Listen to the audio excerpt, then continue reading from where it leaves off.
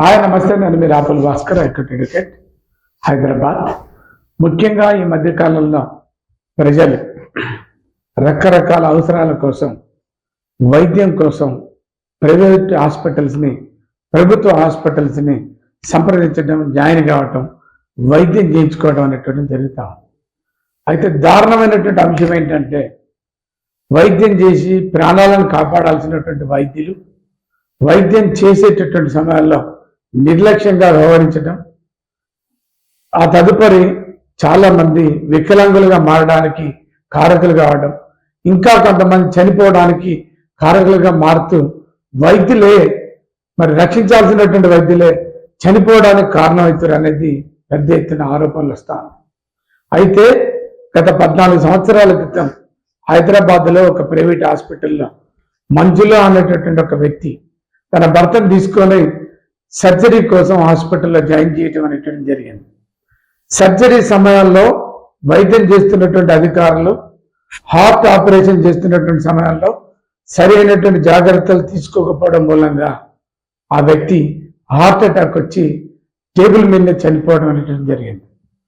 దాన్ని గమనించినటువంటి ఇతర డాక్టర్లు ఇది వైద్యుల నిర్లక్ష్యం వల్లనే జరిగింది కాబట్టి వాళ్ళు వైద్యులు నిర్లక్ష్యానికి బాధ్యత వహించాల్సిందే అనేది పక్క డాక్టర్లు సెకండరీ ఒపీనియన్ చెప్పడం అనేది జరిగింది.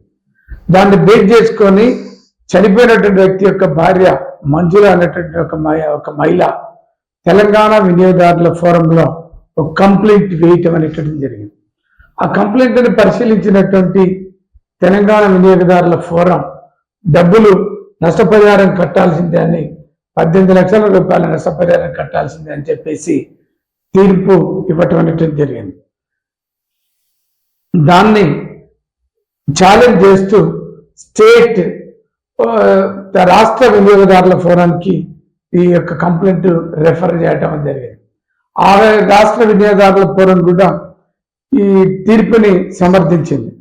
దీని మీద జాతీయ వినియోగదారుల పరిష్కార కమిటీ కమిషన్కు పోవటం అనేటువంటి జరిగింది. దీన్ని పరిశీలించినటువంటి జాతీయ వినియోగదారుల ఫోరం అంటే నేషనల్ కన్జ్యూమర్ ఫోరం అనేటటువంటి దీన్ని మొత్తం విచారణ జరిపి వాళ్ళు డాక్టర్లు అన్యాయంగా ఒక వ్యక్తి ప్రాణం పోవడానికి కారకులేరు, వైద్యం చేసేటప్పుడు నిర్లక్ష్యంగా వ్యవహరించారు కాబట్టి వాళ్ళు పనిష్మెంట్ కావాల్సిందే అని చెప్పేసి global hospital versus Manjula and others అనేటటువంటి దాంట్లో ఫస్ట్ అప్పీల్ ఫైల్ చేయటం అనేది జరిగింది. దాన్ని పరిశీలించినటువంటి ఈ న్యాయస్థానం జాతీయ వినియోగదారుల ఫోరం ఈ 18 లక్షల రూపాయలు కట్టాలని చెప్పేసి హాస్పిటల్ మేనేజ్మెంట్కి డైరెక్షన్ ఇవ్వటం అనేటువంటి జరిగింది. అందుకనే దీన్ని బట్టి మనకి ఏమర్థం అవుతా ఉందంటే, ఏదైనా ఒక డాక్టర్ ప్రభుత్వ హాస్పిటల్ కావచ్చు, ప్రైవేట్ హాస్పిటల్ కావచ్చు, ఒక డాక్టర్లు ప్రాణం పోయాల్సినటువంటి డాక్టర్లు, బాధితుల్ని రక్షించాల్సినటువంటి డాక్టర్లు మరి ఈ రకంగా నిర్లక్ష్యం చేయడం అనేటటువంటి అన్యాయం. ఆ రకంగా ఎవరైనా ప్రజలకు ఇబ్బంది జరిగినప్పుడు, డాక్టర్లు నిర్లక్ష్యంగా వ్యవహరించినప్పుడు మీకు సంబంధిత న్యాయం పొందేటటువంటి అవకాశం, ఆ రకమైనటువంటి ఛాన్స్ ఉంది.